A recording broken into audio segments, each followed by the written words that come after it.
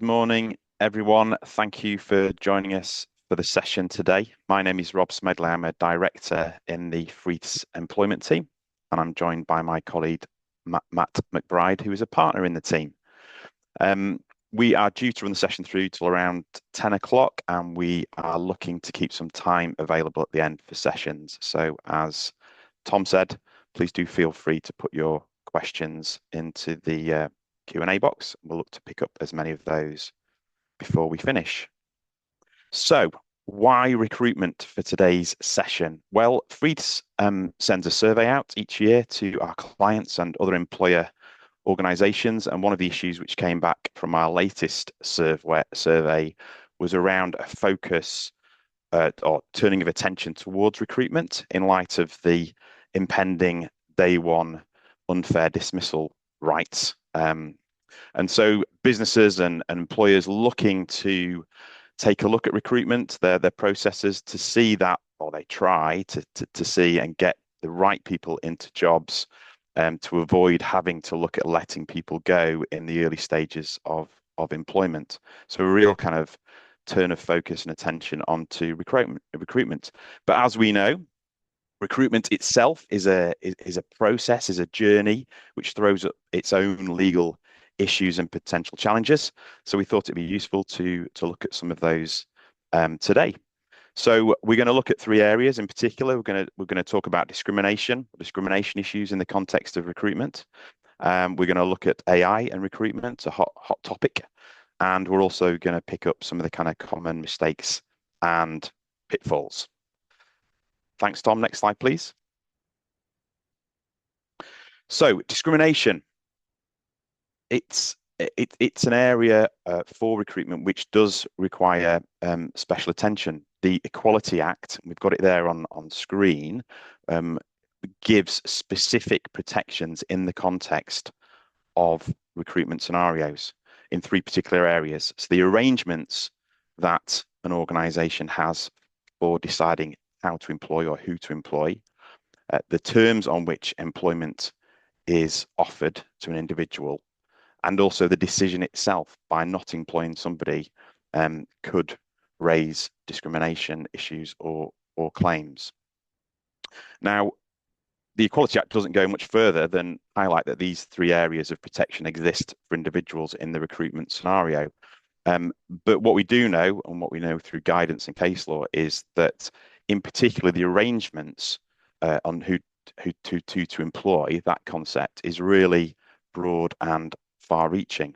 So if we imagine within your organizations all the different stages that go into a recruitment process, from pulling together job descriptions, person specifications, the advertising, etc., all the way through to interviews, assessments, final decisions, etc., that would all be picked up and covered by this concept of arrangements and the protection which overarches that. So if we think about some of those different stages, and I'll make no apologies, I'll jump straight into some examples.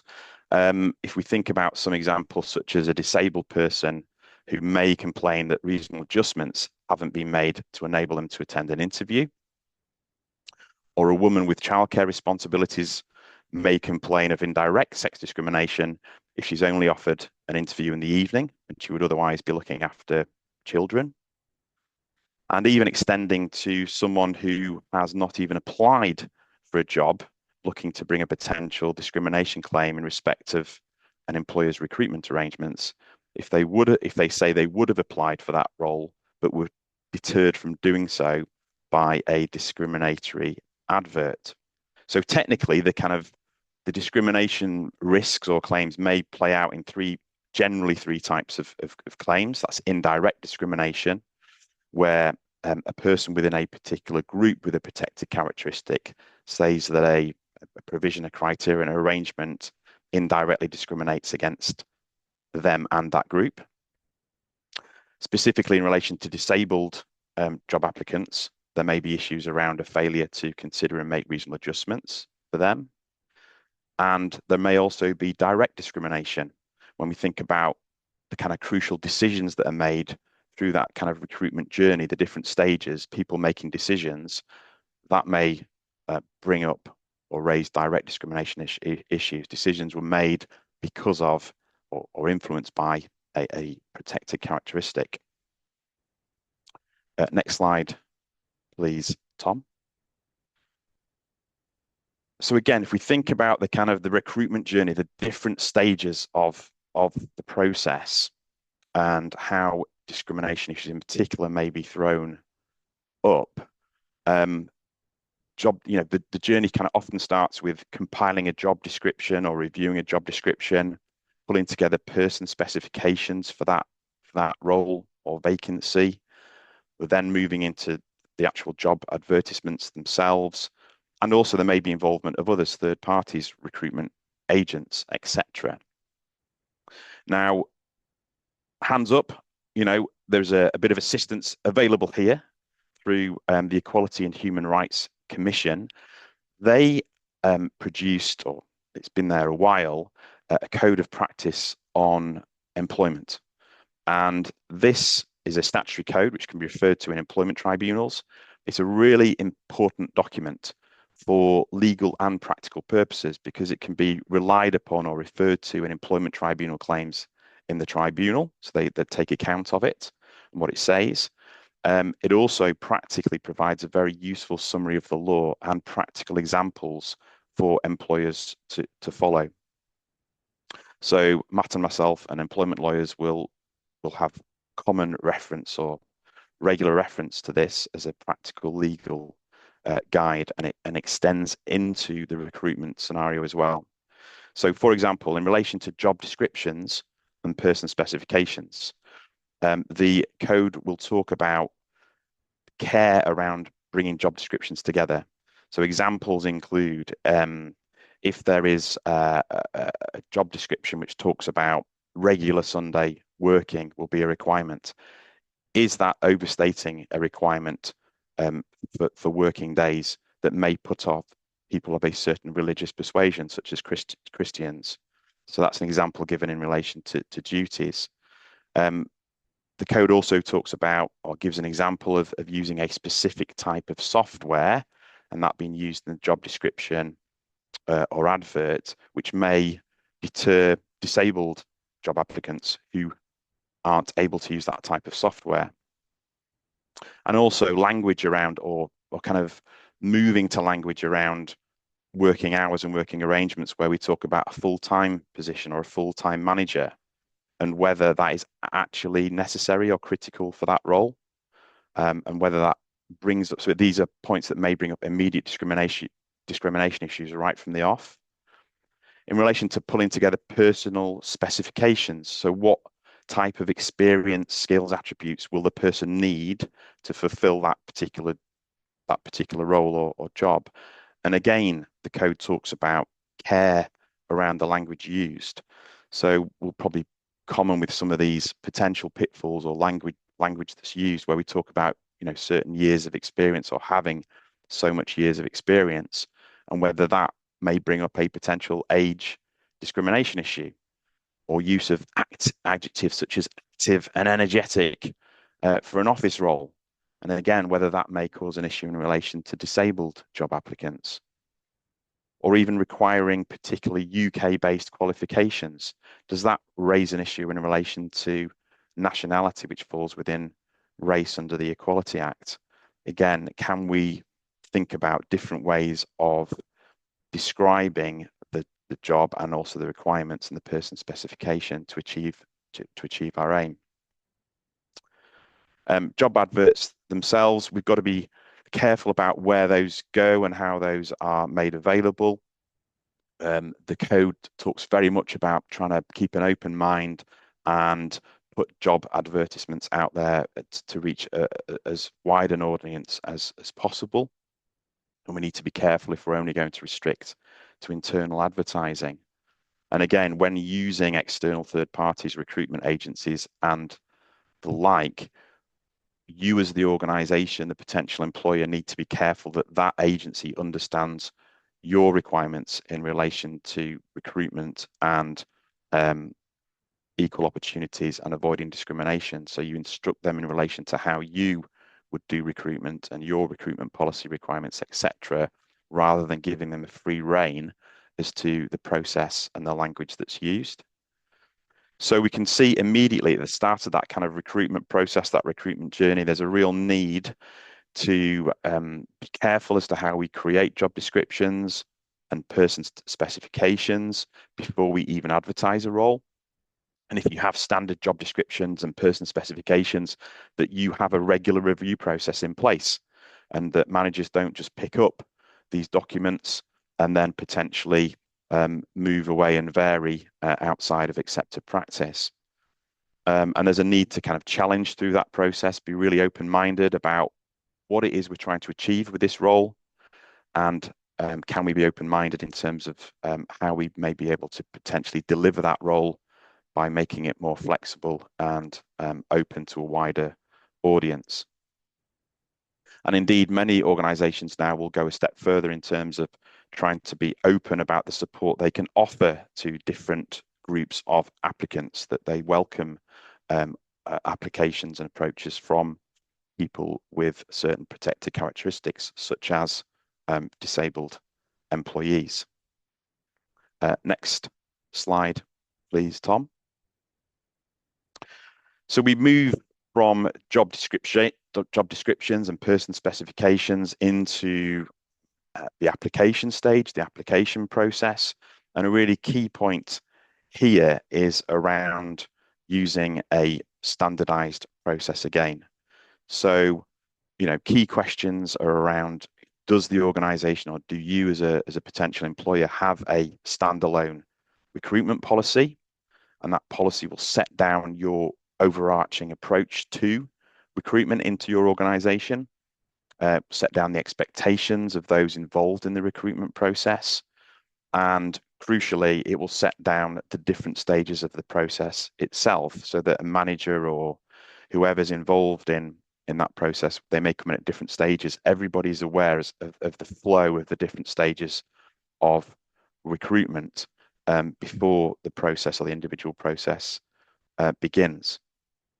And alongside that recruitment policy or procedure, that you have your standard set of documents, templates for, again, the Equality and Human Rights Code, Commission Code, has examples and templates that can be used for job descriptions, for person specifications, for advertising. And so that you as your own organization can develop those templates to be available at each stage of that process. And again, as mentioned, because it often happens that organizations do develop a standard process, but then it's just left and it isn't reviewed. And what you can have is that teams or managers come in and make variations, either for a specific role they think they can change things because of the need of a particular vacancy. And that variance, that varying process, can cause a real risk in terms of discrimination. In terms of reasonable adjustments during the application stage, again, the EHRC code, the Equality and Human Rights Code, talks about, again, being open-minded even at that early stage, so that the ability to submit an application or go for the role is as open as it can be for different types of people. And there's often reference to accessible format, so that we're not just using one type of method of communication to advertise the role or to apply for the role, that we have different options available for different people, ranging from email, audio, braille, etc., to try and accommodate as many different groups of people as possible. Can we make video interviews available in terms of the application process? Can we vary and be objective to accommodate different groups? And I guess there's a bit around, again, reviewing and challenging on a periodic basis. Do the processes that we use help or hinder different groups of applicants, of potential employees? And how can we manage that? How can we stress test our recruitment process? And again, this can extend all the way into photos and other, general information that is often supplied by applicants or through general processes, which can cause potential issues. It's really kind of testing each and every part of that to see if it's necessary, if we can justify it, and if it goes to that central task of getting the best person for the job. Next slide, please, Tom. So now we're moving through to shortlisting. So roles have been designed, have been matched with person specifications. We've advertised, and we're kind of moving through to some kind of key decision making stages, sifting applications, reviewing applications to see who should be shortlisted or put through to interviews or assessment centres. And because we're now getting into that key decision-making stage, individual decisions are being made, it kind of ups the ante in terms of our process and in particular our record keeping. So it, again, best practice from the code and elsewhere is that every decision that's now being made in relation to an individual application should be recorded in some format. So it's not just about the kind of final decision in interview or assessment center about who gets the job. There's really a key requirement to make sure that each decision through the whole process is recorded. And we go back to that point about standard documents and standard process, that those managers and teams that are involved in this process are supported and know exactly, which decisions need recording, where do they record them, how it's recorded, how do we create that audit trail that connects each stage together. We have to bear in mind there are data privacy considerations here as well. So we have to think about being connected to our retention policy as well. So how long do we retain this type of information for, bearing in mind that we may face potential claims. So we have to kind of keep that in mind as well. But audit trail, incredibly important. And the training of those involved in the recruitment process, especially as we get to this decision-making stage, that everybody involved in the process has had the training. And they have refresher training as well, whether it's on an annual basis, to understand again how policy, procedure, and the requirements work.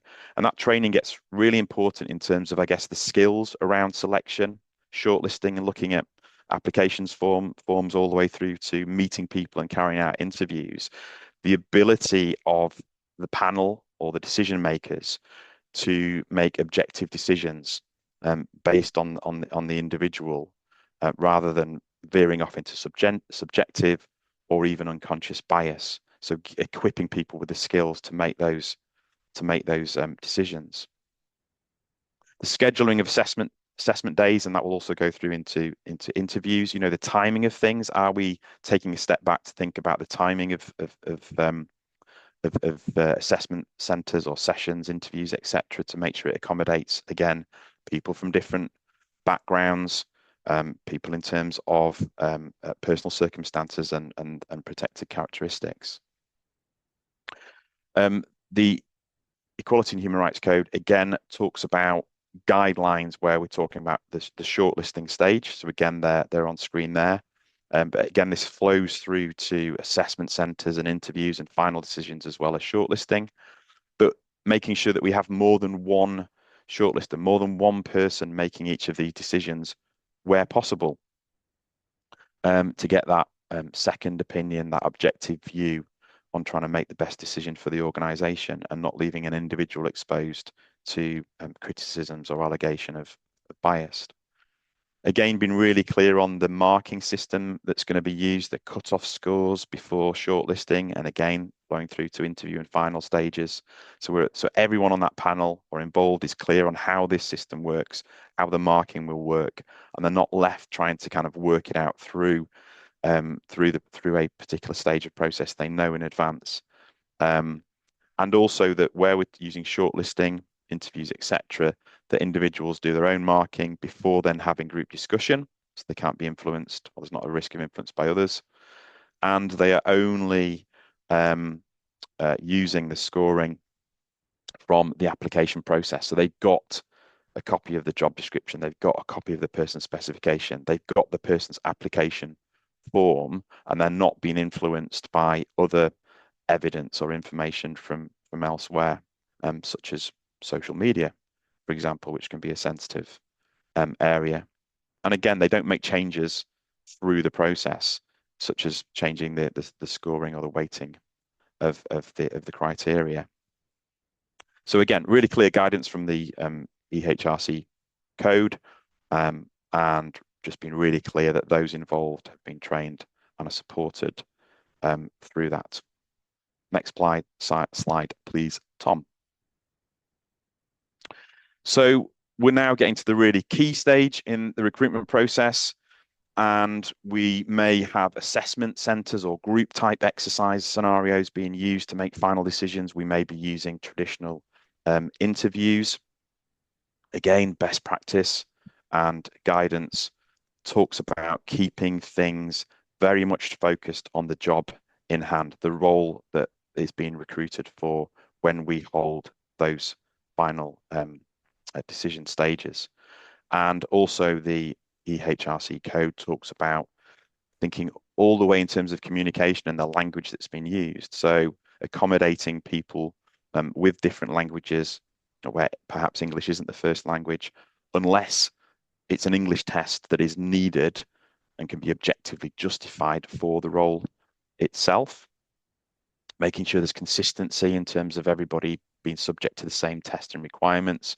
Again, audit trail, keeping copies of everything, the notes, the test papers, and keeping an open mind in terms of reasonable adjustments. So making sure that individuals are aware that they can ask for reasonable adjustments if required, but it's not a legal duty on employers to try and anticipate and guess what reasonable adjustments may be needed. But certainly the employer or the prospective employer should be thinking to make the offer to accommodate where needed. Again, in terms of traditional interviews, thinking about timing of those to accommodate personal circumstances, to avoid potential issues and bias. Avoid, again, those generic questions about team fit and subjective, or questions that could be interpreted as subjective. Again, really key need for individuals to be trained before they carry out interviews. Again, going all the way through to the skills that are needed to make an objective decision. Again, sticking to the job description and personal specification, etc. And again, one of the final points here is around, and it happens, we know it does, but avoiding the managers, the panels that just scribble on notes. Can we try and control the process and make sure that individuals are putting down their thoughts on a form and they're not kind of going off piste and doing their own scribbles that could be potentially disclosable if a discrimination claim follows. Next slide, please, Tom. Matt, I think we're over to you now. Thanks very much, Rob. So having been through the recruitment process, what I wanted to touch on was a few common traps that we see at the end of that process when we're getting to appointment stage. And the first one relates to offer letters. And one of the issues that we see from time to time, sometimes through basic human error, sometimes through system failure, is contradictions between what is put in an offer letter and what is in a contract of employment. And a fundamental lesson for employers is to think about what they want their contract of employment to be. And there are broadly two options here, and we see both. One option says something along the lines of, this contract of employment, together with your offer letter and sometimes the handbook, constitute the terms of your employment, i.e., it all forms part of your contract of employment. Other contracts have what we see, what we call an entire agreement clause in them at the end, saying this contract is the only document that constitutes your contract of employment, and it supersedes all other documents and all other discussions. So this is the only one that counts. And the reason why it says that is to avoid a situation where an offer letter, by its very nature, it tends to be more cursory than a contract of employment, may not be as detailed. So, for example, an offer letter may just mention a bonus, but it doesn't mention a lot of the conditions around that bonus or the discretionary nature of it. That's what comes in the contract. And what they don't want is an individual saying, but that's not what I was promised. That's not what my offer letter said. My offer letter just said I got a 5% bonus. It didn't put any conditions on it. So really important for employers to understand what status they want their offer letter to have, in addition to wanting it to be accurate. Another point to think about on offer letters is if we are imposing conditions on a job offer, to make that very clear as to what those conditions are and when those conditions are discharged. So, for example, um, um, if it's conditional on a DBS check or conditional on satisfactory references, conditional on obtaining a certain qualification, etc., to make those conditions very clear, because if those conditions are clear, then the offer effectively doesn't become a contract of employment. The final thing to mention about the offer stage situation we come across relatively frequently is the issue of withdrawing an offer of employment and the basis on which an employer can withdraw it and the consequences of withdrawing an offer. So generally speaking, the position would be if an offer of employment has been made and has been accepted, then unless there is a conditionality that hasn't been satisfied, that will form a contract of employment. And for an employer to withdraw or terminate that contract of employment, then generally speaking, they would have to follow the notice provisions in the contract. Now, the individual wouldn't be protected against unfair dismissal because they haven't started their job yet. But they would be entitled, they have entered into a contract of employment. And sometimes, if it is a contract that from day one gave them an entitlement to 3 months' notice, or even I've seen 6 months' notice, then in theory, that individual could say, well, I'm entitled to 6 months' notice of this withdrawal. I'm in effectively the same position as if you decided to terminate my employment for no reason at all on day one of my employment. If you're doing it on day one of my employment, you'd have had to give me 6 months' notice. You're doing it a month before my employment starts, but I've got a contract in place. You need to give me 6 months' notice of that. So just to be mindful of those circumstances. Obviously, employers don't offer jobs with the intention of withdrawing them, but sometimes circumstances change beyond the employer's control and they do need to withdraw them. So that's one thing to watch out for. In terms of employment contracts, the first point there might seem to many of you blindingly obvious, but it is amazing the number of employment contracts that we deal with that haven't been signed. Generally, it doesn't become a huge issue within employment. Employees work to those terms. But if there is a dispute about the contract, and particularly a dispute about enforcing post-termination restrictions, it is very embarrassing for an employer not to have a signed contract of employment on record. So I know it sounds obvious, but it is something that we see doesn't happen on many occasions. And the second issue to flag on employment contracts, which I think might become increasingly important once we get new day one unfair dismissal rights, but is equally important now, is wording around a probationary period. Typically, at the moment, the consequence of a probationary period, the general consequence of passing a probationary period, is an increased notice period. So it might say during the first 6 months of your employment, either party can terminate on 1 week's notice. You'll have a 6-month probationary period. At the end of that probationary period, if it's satisfactorily passed, your notice entitlement and your notice obligation will increase to 3 months.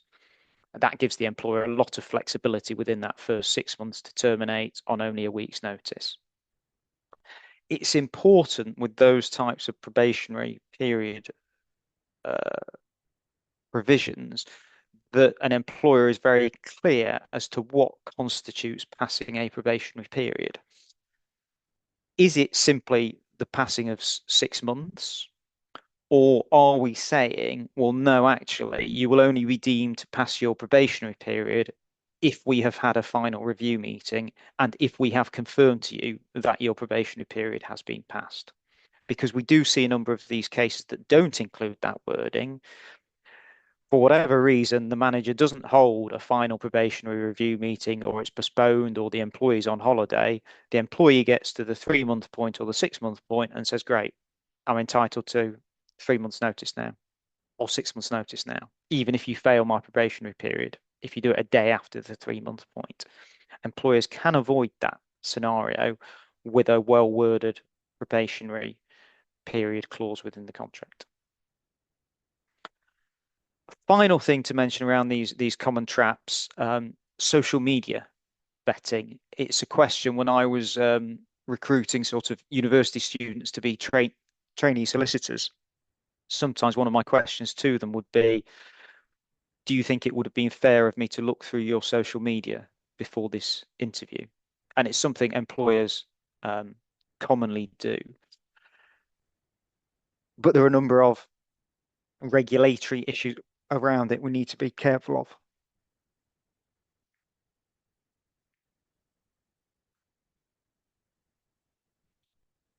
of. Pardon me. So the ACAS guide says you should avoid using information that's on someone's personal media profile to decide whether you interview or hire them. And they say, for example, Facebook, Twitter, or Instagram. They say you might be breaking the law either if the individuals did not agree to you using the information in that way, or because you looked at some applicants' social media profiles, but not others. So that's ACAS's general position on it, that you shouldn't be using people's personal social media. However, there will be circumstances in which it will be justified for an employer to do so. So, for example, if you're recruiting the new host for Match of the Day, then you may want to check their social media to ensure there are no skeletons in their closet and you don't have further problems with Match of the Day hosts and social media posts. If you're recruiting into high profile public positions or positions that would have a significant reputational impact on your organization, I could see why it might be appropriate for employers to be saying, well, we need to ensure there are no skeletons in the closet.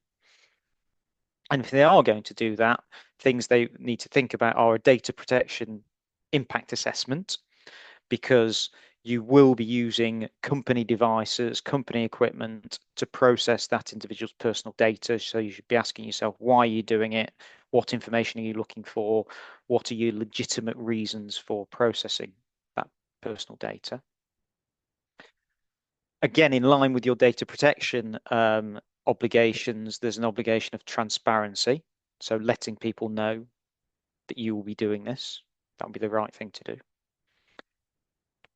Being mindful of the discrimination risks, and there's a number of potential discrimination risks here. ACAS sort of broadly mention them, but in terms of the detail, so one element of discrimination risks might be that point about only checking some people but not others.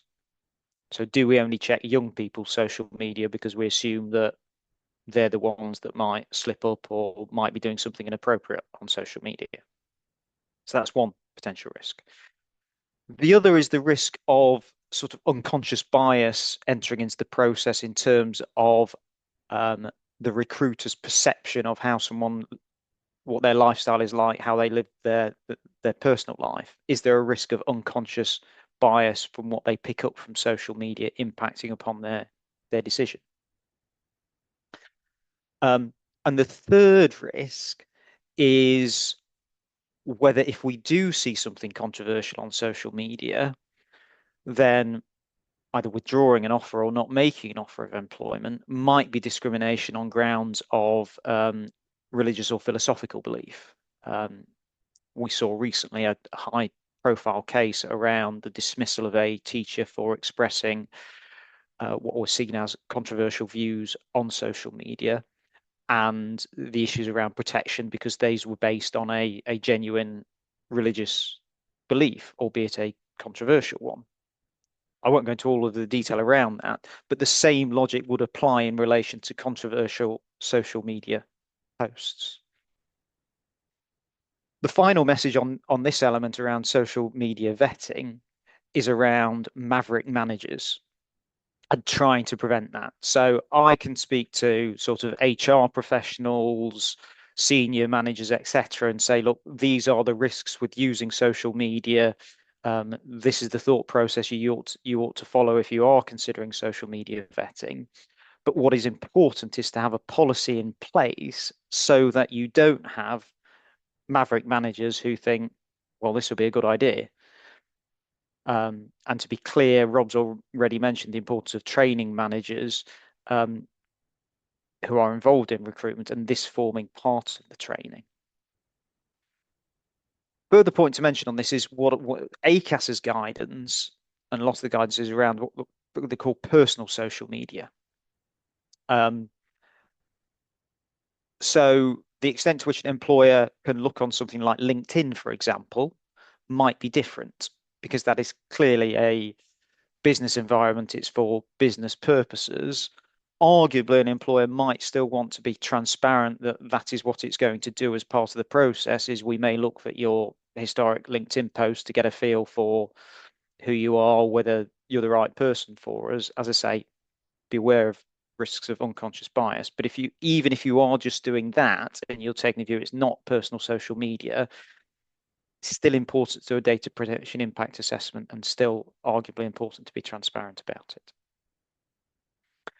So those were the common traps in recruitment. If you could pop to the next slide, please, Tom. A bit around AI and recruitment.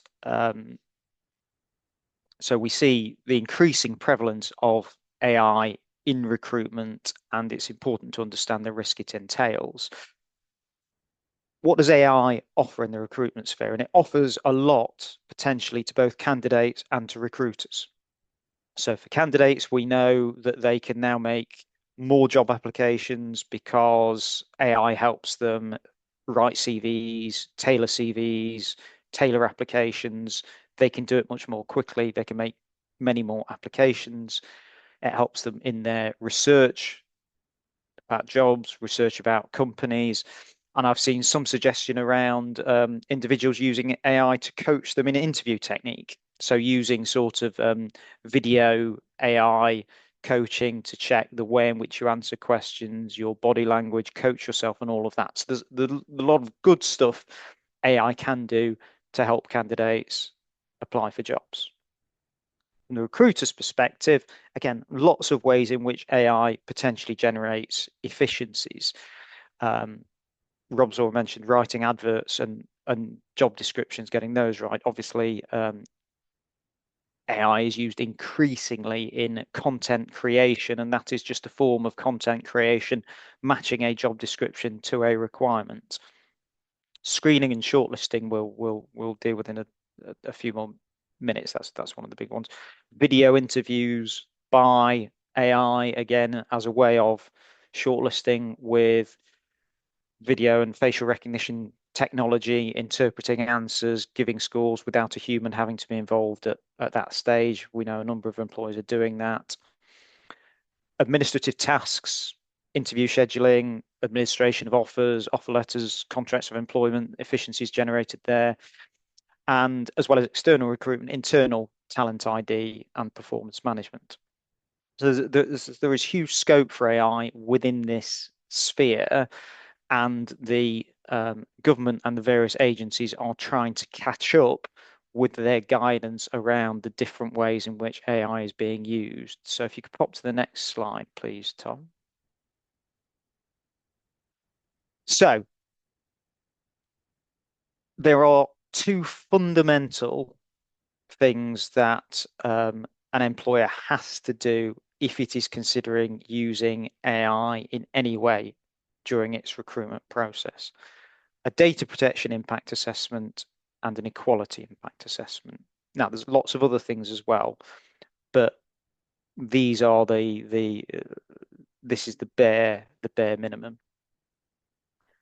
If you are using technology to process individuals' personal data, you're obliged to carry out a data protection impact assessment on that.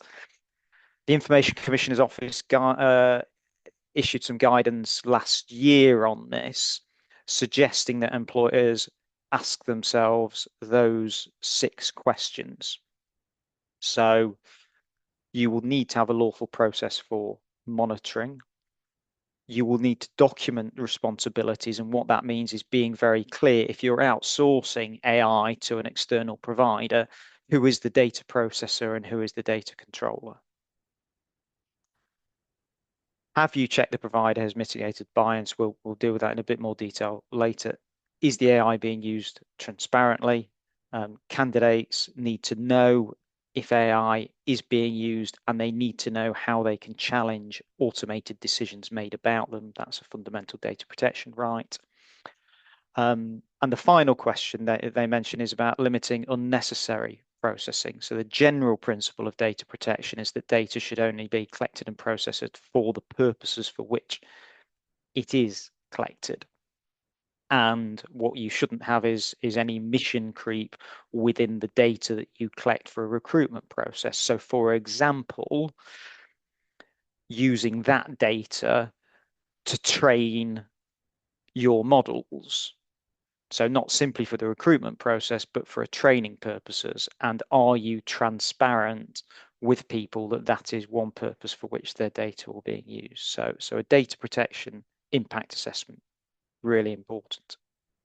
And before we get on to the equality impact assessment, what the government suggests, it has a very good, which I'd recommend, guide to responsible AI in recruitment.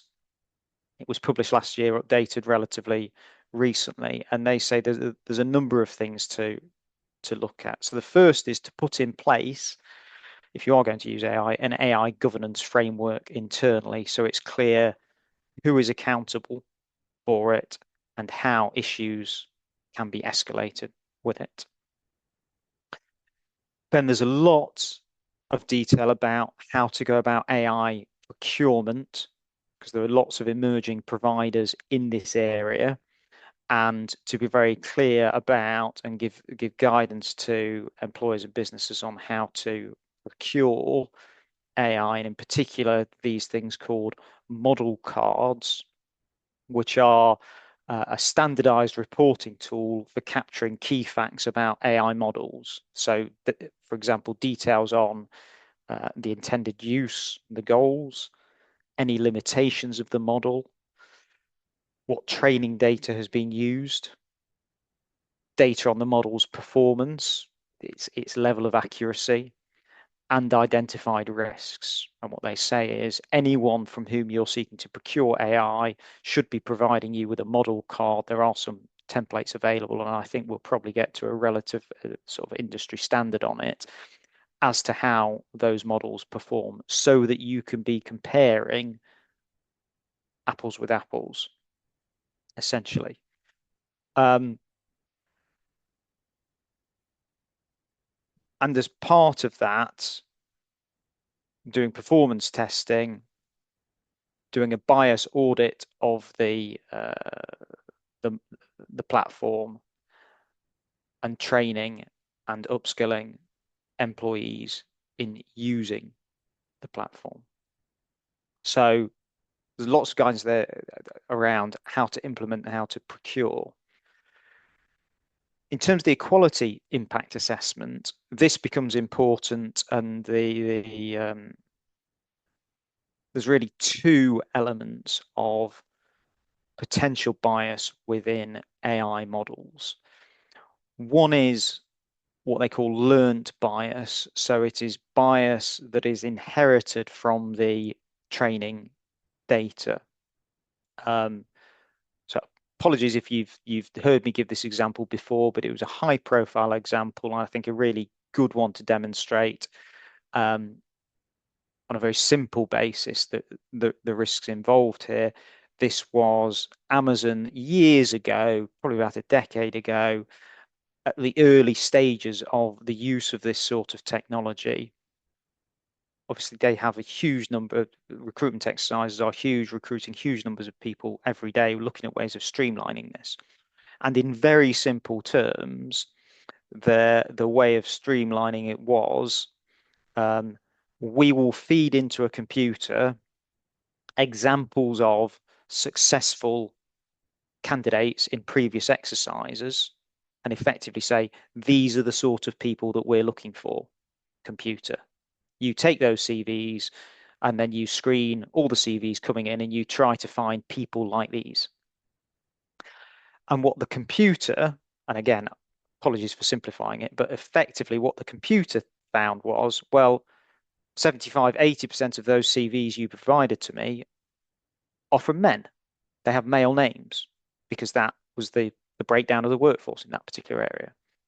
Therefore, being a man seems to be a quality of a successful candidate.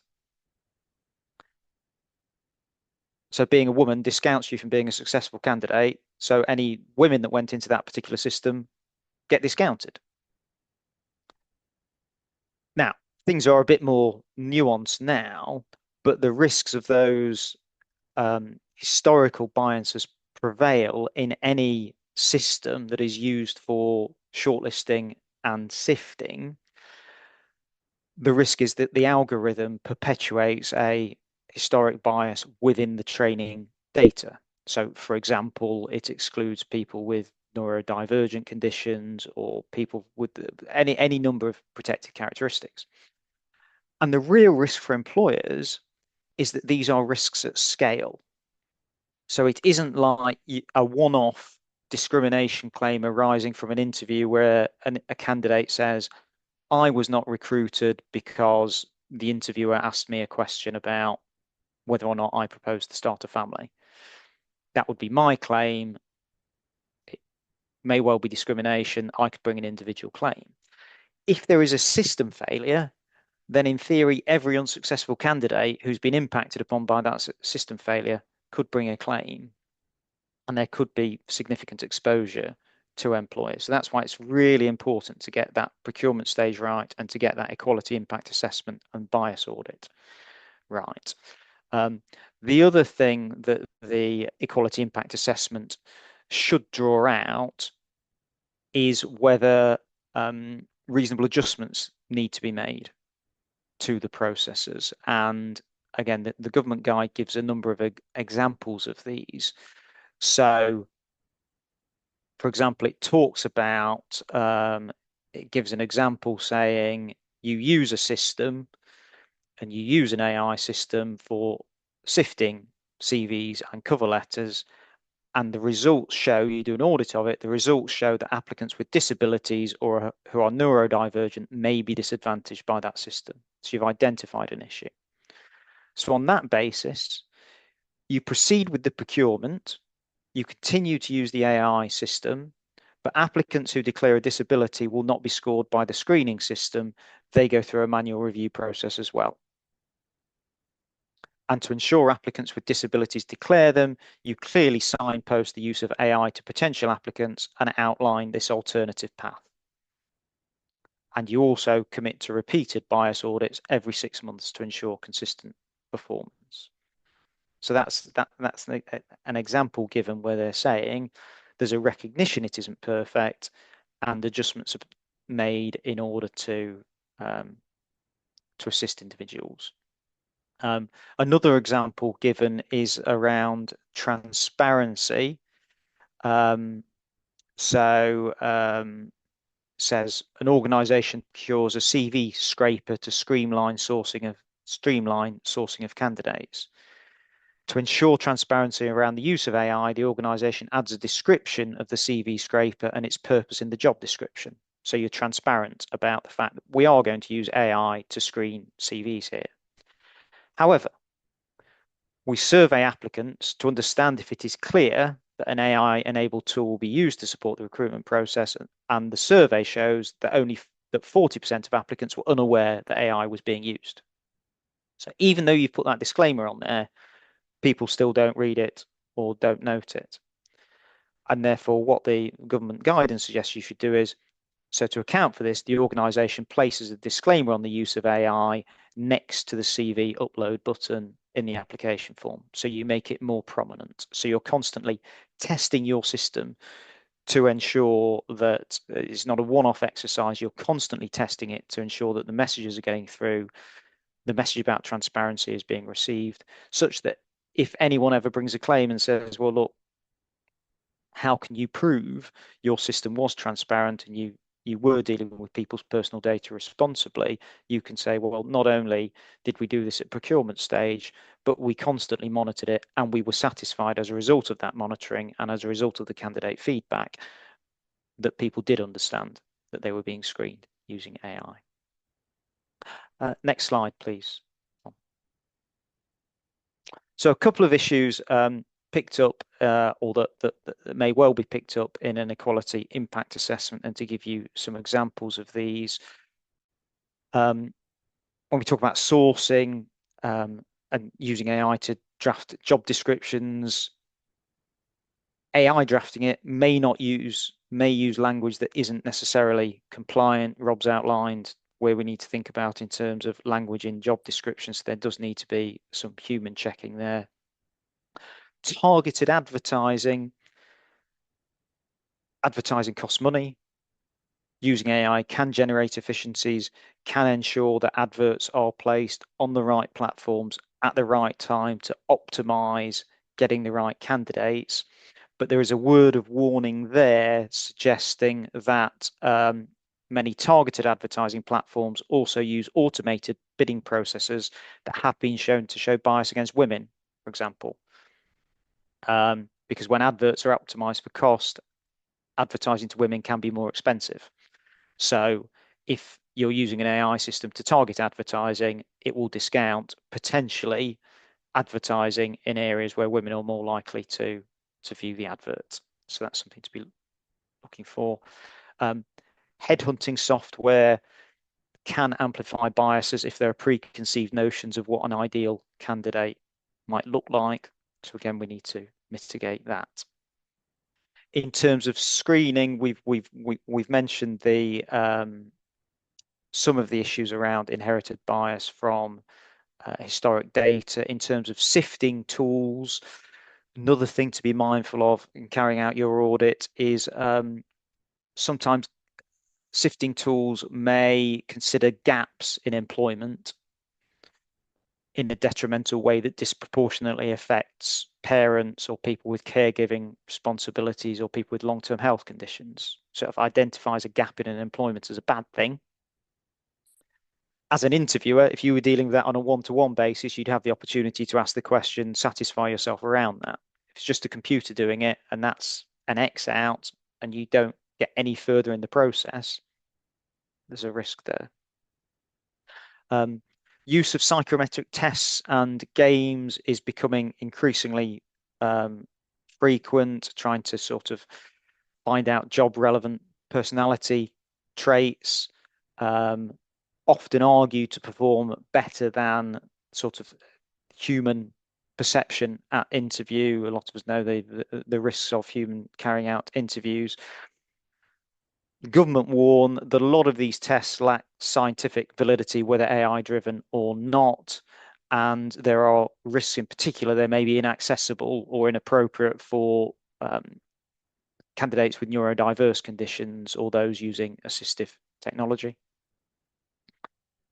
In terms of video interviews and transcriptions, facial recognition systems have been shown to have error rates across different demographic groups, with the poorest accuracy consistently found in subjects who are female, black, 18 to 30 years old. So using video interviews and the facial recognition technology, you need to be very careful that that doesn't have inherent bias involved in it.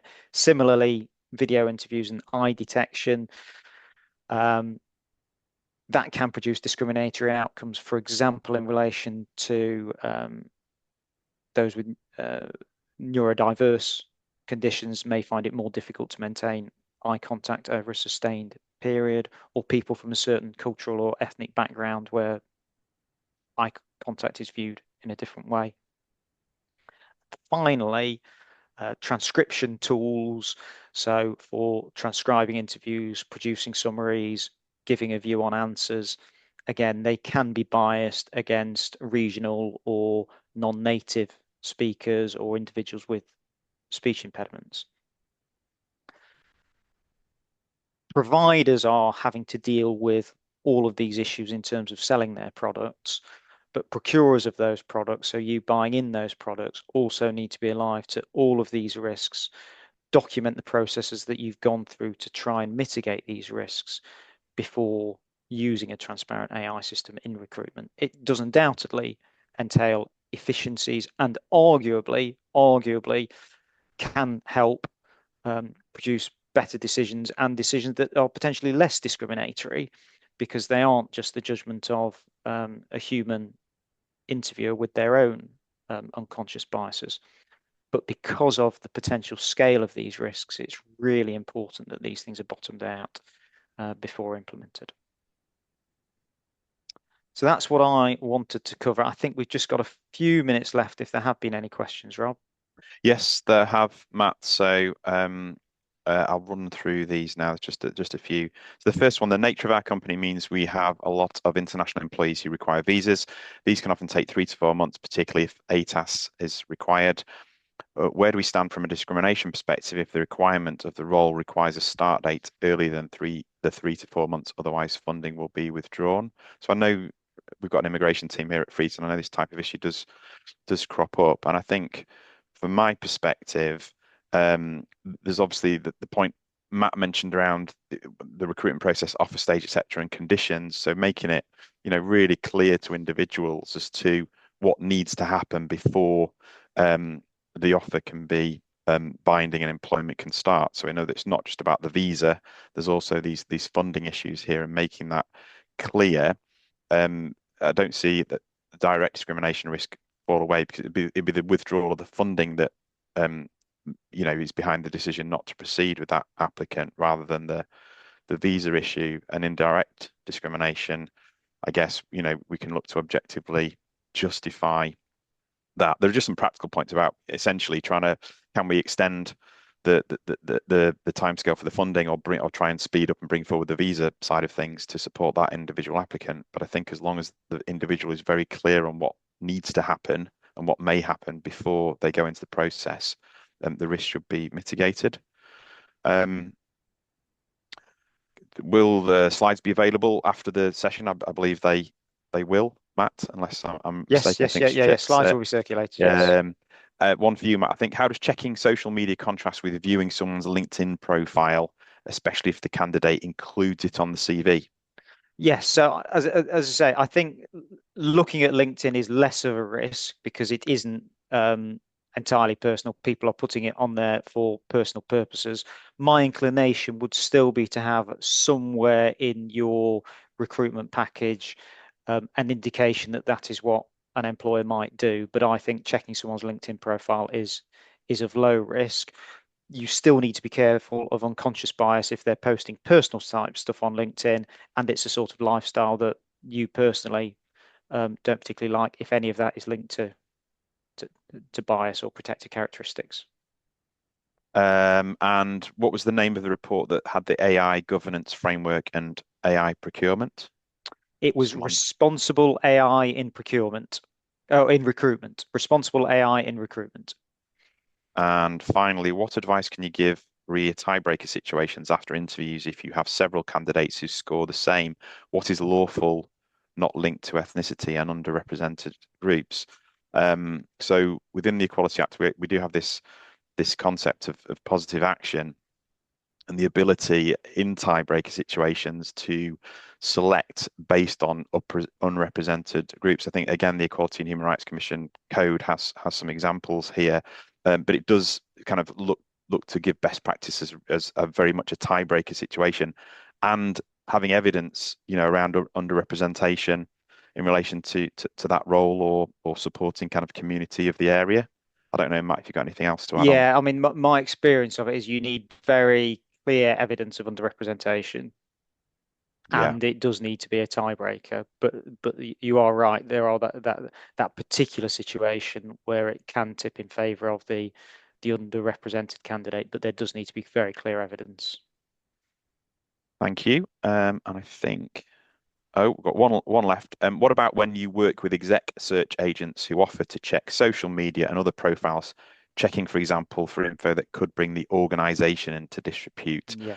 Uh, Yeah, so as I said, there may be circumstances and roles for which checking social media would be appropriate, but it is important that you carry out, even if other people are doing the searches on your behalf, your own data protection impact assessment on um, that strategy, and to be clear on why you're doing it and what your legitimate purpose for doing it is in a high profile or reputational critical role. And I think I'd just add on to that the bit I mentioned very early on about, if you're using third parties, other businesses to support you on recruitment, they are very aware of your own, policy and requirements because of this concept of individuals trying to not only pursue the agent, but pursue you as the instructing agent and there's a debate then around the authority that may or may not have been given. So just being really clear about the instructions to third parties about how they should conduct those processes.